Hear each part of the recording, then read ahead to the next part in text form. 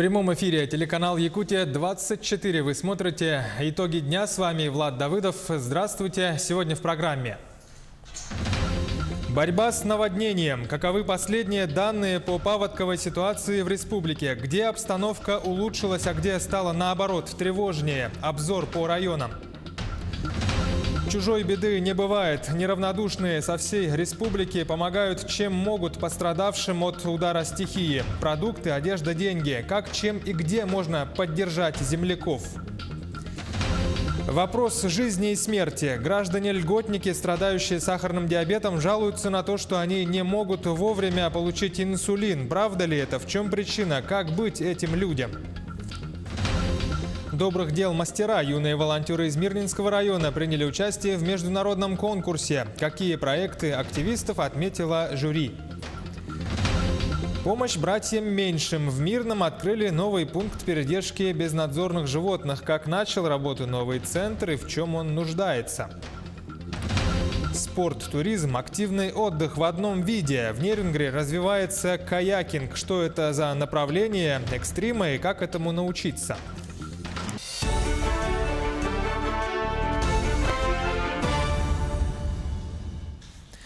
На реке Лена активная фаза ледохода проходит на территории Хангаласского района. Нижняя кромка наблюдается в районе Кангалас, где уровень воды составил 7 метров 59 сантиметров при критических 10 метрах. А у Табаги вода стоит выше критической отметки. Густой ледоход. Об этом в подробностях чуть позже. Ну а на реке Алдан активная фаза ледохода проходит на территории Тампонского и Усть-Майского районов. Верхняя кромка в районе села Эжанцы. Уровень воды 13 метров 60 сантиметров, что равняется к критическому показателю. Наблюдается повышение воды и у Эльдикана. Там максимальный уровень воды составил 16 метров 59 сантиметров при критических 15 метрах 15 сантиметрах. Об этом также подробно расскажем далее. Что касается реки Амга, то нижняя кромка ледохода вышла в устье, верхняя в районе села Харбалах Татинского улуса. Теперь о том, какова обстановка с подтопленными поселками. Самая острая ситуация на данный момент сложилась в селе Чемнаи Татинского района. Там прорвало дамбу, подтоплено 100% дворовых территорий всего села. Идет эвакуация населения.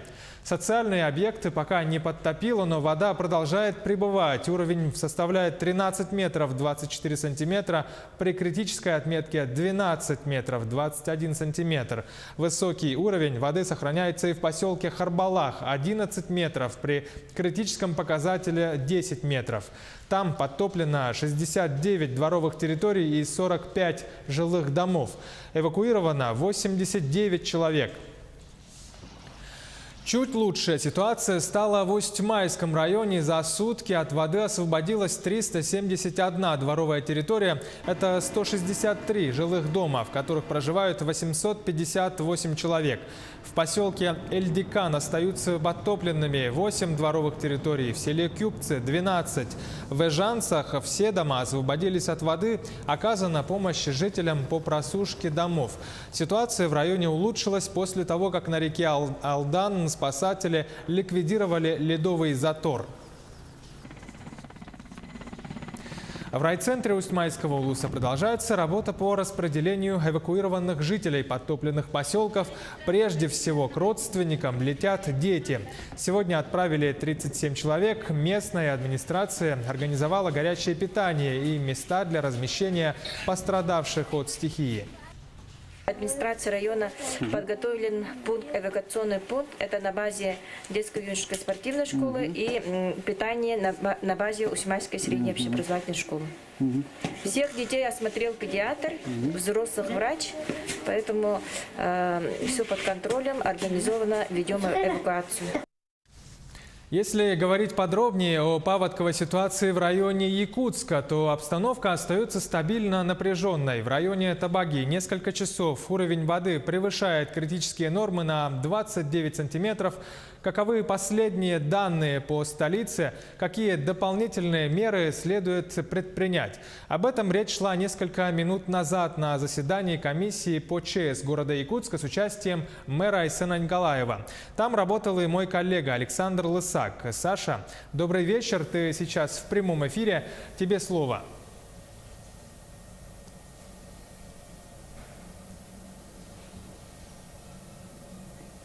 Да, здравствуйте, Влад. Действительно, пару минут назад закончилось совещание комиссии по чрезвычайным ситуациям города Якутска. Итоги, ситуацию в пригородных поселках города и в самой столице мы обсудим сейчас с главой Якутска Айсеном Николаевым. Айсен Сергеевич, здравствуйте. Вот действительно, какая складывается сейчас обстановка? Потому что очень многие говорят, что напряженная ситуация в Табаге, но вот что сейчас в Кангаласах, в Тулагино, в Хатасах и в том числе и в Якутске, потому что различные домыслы, слухи появляются. Вот развейте, может, какие-то вот различную информацию. Добрый вечер. На самом деле, конечно же, сегодня самая горячая точка этого холодного ледохода – это Табага. Она у нас стабильно вот с ночи и вот до сего момента является такой самой напряженной точкой. Мы в течение дня уровни воды превышали где-то на 30 сантиметров критические уровни. Сейчас мы видим, что уровни уже под 45 сантиметров превышают критические уровни по Табаге. Есть угроза уже подтопления уже не просто дворовых территорий, а домов, причем уже не только в Старой Табаге, но и в Новой Табаге. Сейчас поэтому оперативная группа у нас туда тоже выехала очередная. Так, на месте будут приниматься решения по возможной эвакуации людей, которые попадают в зону как раз вот подтопления уже не только дворовых территорий, но и домов. Что касается других поселков наших и в целом города, то именно из-за того, что сейчас основной затор как бы стоит вот в районе Табаги, можно сказать, что уровни воды, они у нас достаточно комфортные. Если можно говорить вот как раз в таких условиях достаточно серьезного ледохода, мы где-то имеем запас порядка от метра до 3 метров по различным населенным пунктам. Я сегодня вот объездил практически все пункты после обеда и был в Хатасах, пригородном, был вот сейчас только вернулся из Кангаласа и Тулагина. По Тулагину вообще ситуация очень такая абсолютно спокойная, очень далеко до критических показателей. Та же самая картина у нас и по Кангаласа, хотя там определенное повышение воды, уровня воды после обеда было. Что касается Якутска, по Якутску вот после кратковременного всплеска днем, оно сейчас как бы стабилизировалось и практически не менялось в течение дня. Поэтому я хочу сказать, что ледоход у нас проходит, как скажем так, стабильно, напряженно. Но главное сейчас вот для нас проблемная точка все-таки это Табага. Все мы прекрасно знаем, что вот как раз вот этот даже не затор, а вот то ледяное поле из мелкого разбитого льда, крошево, скажем так, которое полностью забило фарватер от Табаги и дальше в сторону города Якутска, сейчас как раз служит тем барьером, из-за которого у нас не только Табага подтапливается, но и населенные пункты и Хангаласского улуса, и Мегано-Кангаласского улуса из-за этого серьезно сейчас страдают. А все-таки какие меры сейчас принимаются, чтобы как-то, обезопасить население? Потому что вот в ходе заседания комиссии вы сказали о том, что в пригородных поселках, где существует возможность подтопления, где есть вероятность подтопления, запрещена продажа алкоголя, например.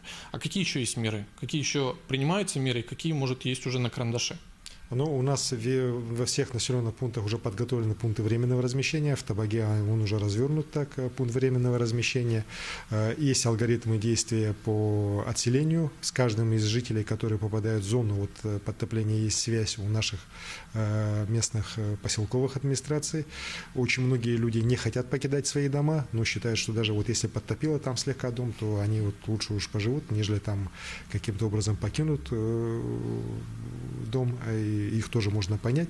В принципе, здесь уже под роспись люди уже принимают сами на себя свою ответственность. Конечно же, у нас усилена работа органов внутренних дел. В частности, сегодня уже по Даркалаху круглосуточное дежурство идет, по Тулагино-Кельдянцам там сейчас усиление пойдет, и по Табаге. И по другим местам, и по Кангаласам, по Хатасам и так далее, участковые полицейские тоже свою работу как бы усилили. Мы полностью запретили продажу как раз наших пригородных поселков поселках в период действия чрезвычайной ситуации, в тех поселках, которые у нас попадают в зону подтопления. Ну и еще раз говорю, что самое главное в этой ситуации, я считаю, вот постоянная связь власти с населением, оповещение их как и о позитивных каких-то моментах там продвижения ледохода, так и о негативных, с тем, чтобы люди понимали, что их ждет в ближайшие часы, какие у нас прогнозы и как мы будем действовать. Александр Сергеевич, спасибо большое. Будем надеяться, что вот эта напряженная ситуация, она как можно быстрее разрешится. Спасибо. Я напомню, что мы прямо сейчас разговаривали с главой города Якутска Айсеном Николаевым о паводковой обстановке в городе Якутске и пригородных поселках. Влад? Спасибо. Это был Александр Лысак и его беседа с мэром Айсеном Николаевым о паводковой обстановке в районе города Якутска. Мы продолжаем тему. Простой народ, предприятия, организации и движения со всей республики помогают, чем могут, пострадавшим от удара стихии. Якутяне организовали полки добра для сбора продуктов. Люди несут теплые вещи, предметы быта и, конечно же, жертвуют деньги. Как, чем и где можно поддержать своих земляков? Лана Ильина подробнее. Полка добра появилась в районной больнице номер 2. Сюда приносят предметы первой необходимости – бытовую химию, постельное белье и одежду. Уже сегодня их доставят в Амгинские и Усьмайские улусы. Готовы помочь пострадавшим от паводка и в многофункциональном центре «Мои документы». Сотрудники помогут восстановить документы. В Амгинском районе сегодня уже наши коллеги выехали в населенные пункты Абага, Мендиги для осуществления приема документов на восстановление либо оформление личных документов, таких как СНИЛС, ИНН, осуществляют прием документов на кадастровый учет и регистрацию права собственности на объекты недвижимости, которые пострадали от стихийного бедствия. Сбор денег и вещей организовали и студенты Северо-Восточного федерального университета. Открыли счет для перечислений, готовят добровольцев, студентов и бойцов стройотрядов. Сегодня вот за 2 дня уже заявились 150 человек. Это, во-первых, 120 бойцов студенческих отрядов, которые готовы бесплатно выехать, также помогать населению. 10 человек – это бойцы молодой гвардии «Единой России». И 20 человек напрямую подали заявки в Центр по работе с волонтерами Республики Саха-Якутия. Сбор вещей проводят по адресу: город Якутск, улица Орджоникидзе, 10, с 14 до 18 часов ежедневно. Записаться в добровольческую бригаду можно по телефону 8 411 2 422 001. Поможет пострадавшим от весеннего паводка и национальная вещательная компания «Саха». Республиканские телеканалы проведут телемарафон. Лана Ильина, Арсен Степанов, Якутск. Связь есть во всех пострадавших от паводка населенных пунктов. Об этом сообщают в Министерстве связи региона. Ведут круглосуточный мониторинг работы сетей. Отмечают, что во время отсутствия электроэнергии операторы связи переводят станции на аккумуляторные батареи и подключают к дизельным станциям. Несмотря на изменчивую ситуацию, все населенные пункты, находящиеся в зоне паводка, имеют доступ к связи. Она работает как по стационарной телефонной связи Ростелекома, по мобильной, а также через интернет-провайдеров.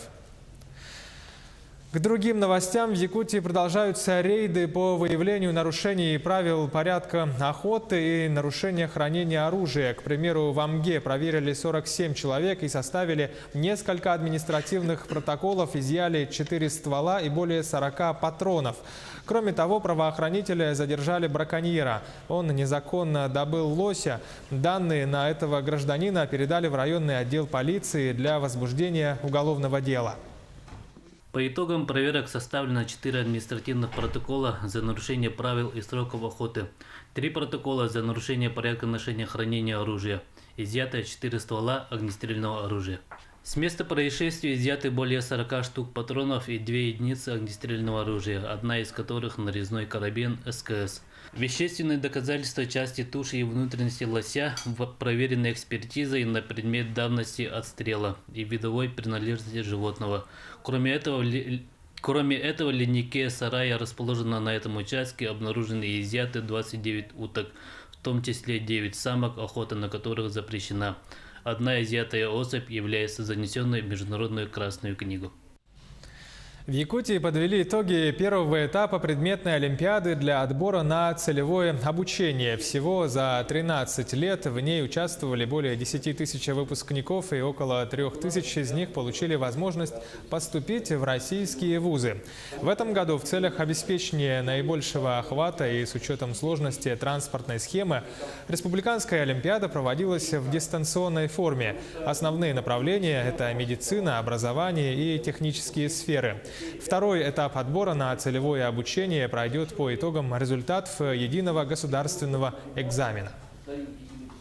Конкурсы, они дают возможность как можно больше людей привлечь, которые реально готовы работать в этой сфере и провести лучший отбор, непосредственно предварительный отбор с участием самих профильных министерств и предприятий.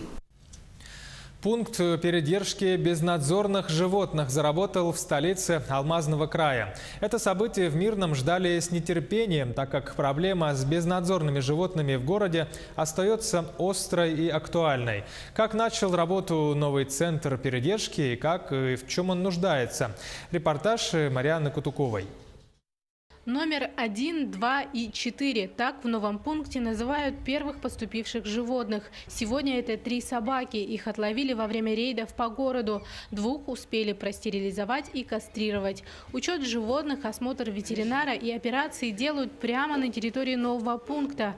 24 вольера сегодня, плюс теплые вольеры для более мелких животных в будущем. Открытие этого пункта ждали много лет. Официально направили письмо в адрес компании «Алроса» с просьбой рассмотреть возможность выделения какого-либо БУ вагончика, вагон-бытовки для установки здесь на территории и организации в нем небольших вольерчиков именно для мелких животных. То есть мы понимаем, что кошки, конечно же, зиму не смогут пережить, им нужны теплые условия. Ну вот будем ждать ответа от компании «Алроса». Ну, надеемся на взаимодействие и помощь. Животные будут здесь находиться 10 дней. После их выпускают, закрепив бирки. К слову, если в пункте окажется домашняя собака, то питомца просто так не вернут. Хозяину придется возместить все расходы и оплатить штраф за ненадлежащее содержание. Руководитель нового пункта, волонтер и общественник Александр Борисов. Он, как никто другой, знаком с проблемой безнадзорных животных в городе. Говорит, наконец, передержки на дому можно оставить в прошлом. В основном содержалось это у волонтеров дома. Домашние условия передержки были, кидали непосредственно информацию по WhatsApp, покупали корма. Пункт необходим, мы считаем, чтобы животное уже нашло либо хозяев нашло, либо она была безопасная для общества. Мы будем стараться в социальных группах дать информацию по животным. Вот по 3 собакам мы уже, допустим, дали, да. Здесь работают и вправду неравнодушные люди. Пенсионер Базыр Амханов вызвался добровольцем. Помогает как может, охраняет, выгуливает и кормит. Нельзя, чтобы они бегали по улице, пускай они лучше здесь содержатся, пускай они здесь лечатся. И за ними нужен будет уход. Не просто так, чтобы их привезли, посадили в клетку и все. Нужно кому-то приходить, кому-то помогать. Вот и я решил, почему бы нет, почему не я. Пункт только начал свою работу и испытывает некоторые трудности. Животным нужны необходимые вещи для их содержания. Миски, намордники, ошейники и поводки. Поводок, кстати, здесь пока единственный. Также в пункт можно принести еду для животных. Эту проблему может решить любой неравнодушный горожанин. Марианна Кутукова, Евгений Тайтонов, Мирный. Сейчас короткая реклама. Оставайтесь с нами и смотрите во второй половине итогов дня.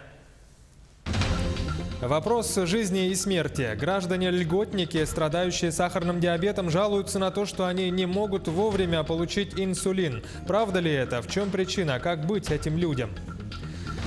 Добрых дел мастера. Юные волонтеры в Мирнинском районе приняли участие в международном конкурсе. Какие проекты активистов отметила жюри? Спорт, туризм и активный отдых в одном виде. В Нерюнгри развивается каякинг. Что это за направление экстрима и как этому научиться? Это Якутия 24 в прямом эфире. Мы продолжаем итоги дня.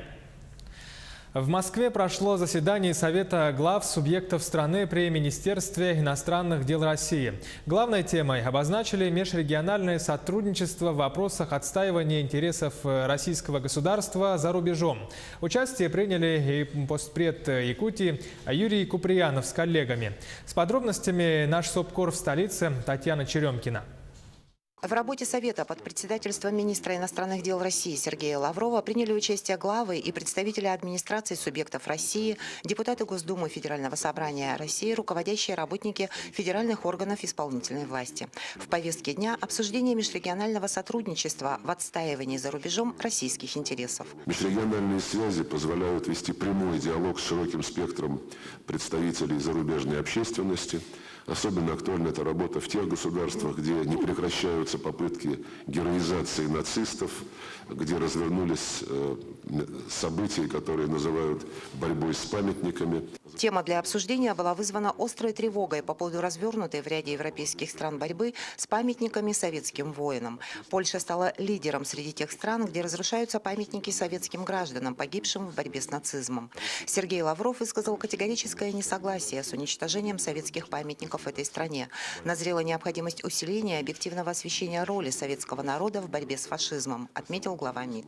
В связи с этим были выработаны рекомендации. В первую очередь, речь идет о необходимости проведения на полях международных и межрегиональных форумов и конференций мероприятий по расширению российского гуманитарного влияния для предотвращения фальсификации исторических событий в условиях русофобской политики Запада. Рекомендовано использовать возможности архивов для подготовки тематических публикаций исторических документов с тем, чтобы дать объективную оценку событиям общей истории России. По поручению главы нашей республики Егора Афанасьевича Борисова я принял участие в 31-м заседании, где состоялся обстоятельный разговор исполнения тех рекомендаций 30-го заседания и задачи и рекомендаций, которые мы получили на 31-м заседании. Они ясные и конкретные. Мы должны быть вместе. Мы должны отстаивать ту историческую правду, которая к нам пришла от Советского Союза. История нашей России – это великая история. Это не только победа Великой Отечественной войны, которые пытаются и в Польше захоронение памятников рушить. Мы должны дать им ответ, какую правду мы должны сохранить для следующих поколений. Кроме того, на заседании всем субъектам России было дано задание активно задействовать потенциал своих международных контактов для продвижения заявки Екатеринбурга на проведение Всемирной универсальной выставки «Экспо-2025». По итогам заседания Совет утвердил эти рекомендации. Татьяна Черемкина, Олег Южилкин, Москва. Более 1000 человек стоят на учете в противотуберкулезном диспансере. При этом Якутия считается одной из лучших по этому показателю среди регионов Дальневосточного федерального округа. Сегодня в Министерстве здравоохранения республики подвели итоги месячника борьбы с этой болезнью. Опыт работы в течение 20 лет показывает на эффективность мероприятий, которые посвящены этому месячнику. Не зря в этом году наш месячник вошел в план организационных мероприятий правительства Республики Саха-Якутия. На федеральном уровне по Якутии отмечается положительная оценка по приверженности правительства поддержке борьбы с туберкулезом. Действительно, у нас есть законодательная база, есть целевая программа, достаточно хорошая материально-техническая база головного учреждения. Граждане-льготники, страдающие сахарным диабетом, жалуются на то, что они не могут вовремя получить жизненно важный для них инсулин. Говорят, что препарат в аптеке поступает с большими опозданиями, и инсулинозависимым приходится бороться за свои права. Правда ли это? В чем причина? Как быть этим людям? Сюжет Кристины Якуповой. Сахарным диабетом Николай Дохин болеет 42 года. За это время понял, что сложность заболевания не в постоянном контроле уровня сахара, а в том, чтобы вовремя получить жизненно важный инсулин. Николай – инвалид второй группы. Получать инсулин должен 1 раз в день. Только заветного препарата горожанин не может дождаться уже 2,5 недели. Но это сегодня 15 числа пообещали его привезти в аптеку.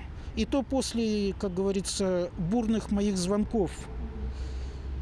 И, соответственно, ругани. Но ведь это тоже не дело. Постоянно все ходить и выбивать. Так, если положено, то дайте. Если не положено, так прямо и скажите. Сегодня в Якутии 5000 больных диабетом. В региональном Минздраве отмечают, иногда возникают задержки при поставках инсулина. Однако имеющих запасов хватает, чтобы обеспечивать больных лекарствами. В крайнем случае закупают малые партии у сторонних поставщиков. Общая оценка ситуации в республике по льготному лекарственному обеспечению отдельных категорий граждан стабильная, управляемая. Предусмотренные в 2018 году бюджетные средства поступили вовремя. Закупки осуществляются в полном объеме согласно заявкам медицинских организаций. Необходимо отметить, что процедура закупок занимает определенное время, примерно от 3 до 4 месяцев. Факт, что один из диабетиков не получает положенные ему лекарства, в Минздраве Якутии не признают. Николай удивлен и раздосадован. Начинает копить на препарат. В месяц придется тратить по 4000 рублей. Федеральные инвалиды на данный момент остались без лекарств. Покупать они, во-первых, очень дорогие, во-вторых, пенсии, в общем-то, и так хватает с большой натяжкой, несмотря на то, что существуют различные доплаты. Кристина Якупова, Александр Слепцов, Арсен Степанов, Якутск. Администрация Ленского района начала покупать квартиры для бюджетников. Из районной казны выделили 64 миллиона рублей. Торги проходят путем электронного аукциона. Первыми выставлены лоты на покупку двухкомнатных квартир. Торги стартовали 7 и 10 мая, однако пока желающих принять участие в аукционе нет. Отметим, что заявки принимаются до 28 мая.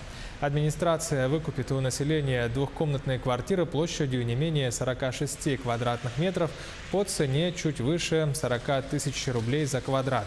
Второй этап программы пройдет в июне-июле текущего года. Чтобы строить дома из своих материалов, у нас есть все. В этом убеждены сотрудники Алданской лесоперерабатывающей компании. Речь в основном идет о производстве структурно-изоляционных плит в деревообрабатывающей промышленности Алдана. Это сравнительно новое направление в предприятии. Специалисты говорят, что каркасное строительство набирает обороты и спрос на СИП-панели растет. С технологическими процессами и свойствами стройматериала ознакомились наши корреспонденты в Алдане. Порядка 30 квадратных метров жилой площади. Такова норма производства за смену в цехе по изготовлению структурно-изоляционных панелей компании «Леспромстрой». Многоступенчатый процесс формирования плиты не останавливается ни на минуту. К лету объем работ увеличивается. Выбирая материал для строительства склада, гаража или дома, алданцы все чаще отдают предпочтение сэндвич-панелям. Настроили теплые склады. Теплые склады показали себя в работе очень хорошо, то есть очень тепло, нормально все. Ну и у нас уже сейчас вот начали брать, буквально вот вчерашний день ребята брали у нас панели для строительства 2-го этажа дома. Татьяна работает в цехе на клеящей станции. Клей должен покрывать поверхность полностью. Непроклеивание древесных плит с пенопластовыми блоками считается нарушением технологии. Татьяна жила в доме из сэндвич-панелей много лет. И если бы ей пришлось выбирать, из какого материала строить дом, она бы не задумывалась.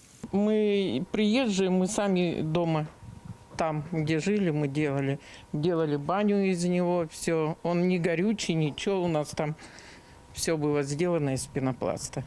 Теплый вообще. Производство стройматериала на базе деревообрабатывающего цеха в Алдане началось в 2015 году. Сэндвич-панель состоит из 2 листов древесины и слоя утеплителя. Низкая стоимость, короткие сроки монтажа, пожарная безопасность и теплоизоляция – эти свойства потребители ценят особенно. То есть вот если дом, например, 10 на 10, так 100 квадратов, то есть специализированная бригада, его можно построить буквально 2-3 недели. Но основное преимущество в чем? Что вот эти дома, они не требуют, чтобы они отстаивались. То есть вот его дом построил, так, буквально на следующий день можно начинать отделку. Жилищный вопрос остро стоит для многих. Квартиры дорогие, социальное жилье не возводится. Между тем, работники цеха по производству структурно-изоляционных панелей убеждены, для того, чтобы строить дома, у нас есть все. Татьяна Вахнина, Сергей Шипачев, Алдан. Активисты регионального отделения Общероссийского народного фронта выехали в Нерюнгри для мониторинга ситуации в районе по федеральным программам. В планах проверить состояние дорог, выполнение программ комфортной городской среды, переселение из ветхого и аварийного жилья и многое другое. Активисты посетят поселки Серебряный Бор, Иенгра, Золотинка, а также место сброса промышленных отходов в реку Чульман. Также запланирована встреча представителей ОНФ с жителями города Нерюнгри. В Ленске начал курсировать дачный автобус между городами и садоводствами. Маршрут проложен от остановки автостанции до конечной улицы Сосновая и обратно. Ежедневно будет ездить 23-местный ПАЗ. Стоимость проезда в одну сторону 40 рублей для ветеранов, пенсионеров, а также многодетных семей. При предъявлении удостоверения поездка остается бесплатной, как и в прошлом году. Расписание автобуса номер 102 вы видите сейчас на своих экранах. Юные волонтеры из Айхала Мирнинского района приняли участие в конкурсе в Костроме. Ребята из общественной организации под названием «Юность Якутии» занимаются добрыми делами каждый день. Помогают пожилым, работают с детьми, проводят акции. Какие конкретные проекты айхальских волонтеров удивили жюри этого международного конкурса? Слово коллегам из Мирного. Волонтеры Ксения Плотникова и Наталья Кельзина показывают видеоролик. С энтузиазмом рассказывают, как снимали и монтировали, готовились к конкурсу. Презентация «Мир детства» понравилась не только участникам, но и членам жюри. Ролик создавали собственными силами. Работу оценили. 2-е место на международном конкурсе. Достойная награда. Мы представляли видеоролик, в котором мы рассказывали, что такое юность Якутии, в каких направлениях занимается и в каких направлениях работает. Также там были отражены все акции, все мероприятия, в которых мы принимали участие. О работе айхальских волонтеров рассказал и проект «Добрые сердца». Ребята поделились идеями, как организовать досуг детей летом. Движение «Дворовые вожатые» стало в диковинку для многих членов жюри и участников с других стран. Волонтерам задавали вопросы, жюри интересовали буквально все мелочи. Проект оценили. Айхальские ребята заняли 1-е призовое место. Соперники были очень достойны, их было очень интересно слушать. И, кстати, то, что представляли мы, для них было очень новое. То есть, когда мы представляли проект, они прям видно было, что они заинтересованы в этом. Международный фестиваль-конкурс собрал участников с разных стран – Польша, Латвия, Сербия. Приехать смогли не все, однако онлайн-трансляции, включение с разных стран мира, позволили объединить волонтеров, послушать друг друга, перенять опыт. Целью фестиваля – это развитие, поддержка, конечно, талантливых, одаренных детей. Это, наверное, самое важное. И, конечно, этот фестиваль был направлен на приобщение опыта, да, уже именно практических мероприятий, акций, конкурсов в рамках именно в работе с детьми, в воспитании подрастающего поколения. Достойные награды на международном конкурсе для ребят – стимул для дальнейшей работы. И вот уже сегодня на очередном собрании девчонки обсуждают новый список добрых дел. Кому помочь в первую очередь, про кого не забыть. Добрые сердца айхальских волонтеров открыты для всех. Альбина Шарафеддинова, Сергей Маркин, телеканал «Алмазный край». В Нерюнгри развивают каякинг. Это направление водного туризма, сплава по реке. В столице Южной Якутии открыли школу этого вида экстрима. Рассказывает Екатерина Павлова. Есть те, кто еще радуется майскому снегу и играет в снежки, а есть те, кто уже готовится к жаркому лету. Сегодня впервые в Нерюнгри открыта школа каякинга. У нас появилась возможность на себе испытать, что такое эскимосский кувырок. Каяк – одноместное судно заостренной формы. Лодка с узким корпусом и значительной длиной. Такая форма позволяет легко маневрировать и разрезать водные потоки с большой скоростью. Управление подобным болидом требует ловкости, внимательности и опыта. Для развития этих навыков в Нерюнгри и основали школу каякинга. Чтобы осваивали его взрослые, дети, юноши, чтобы ходили, сплавлялись по речкам и были все бы довольны. Прочувствовать свою силу в руках, мышление в голове, когда ты находишься под водой, совсем другие эмоции получаются. Начать заниматься каякингом теперь можно в любое время. Зимой в бассейне, летом на открытой воде. Именитые нерюнгринские водники приглашают на занятия всех желающих от 18 лет. Обучение каякингу – процесс довольно сложный, но опытные инструкторы помогают овладеть в достаточной степени всеми навыками. Здесь обучают с нуля. Начальная техника гребли, техника управления каяком, эскимосский кувырок.